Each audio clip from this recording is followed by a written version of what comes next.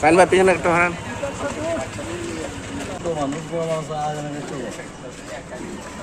বন্য প্রাণী সংরক্ষণ আইনে আসলে যেটা ভায়োলেশন করেছেন, পাখি শিকার করেছেন, আমরা তাদেরকে ধরতে পারি নাই, কিন্তু পাখিগুলোকে আমরা জব্দ করতে পারছি, যা প্রকৃতিতে কিছুক্ষণ আগে আমরা অবমুক্ত করেছি।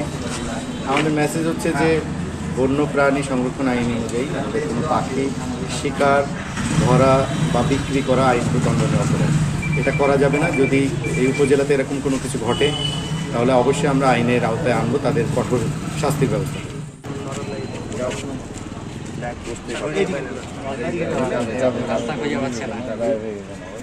বুঝতে পারে না যে না উঠতে পারবে না। সাইন ভাই পিছনে একটা হারান।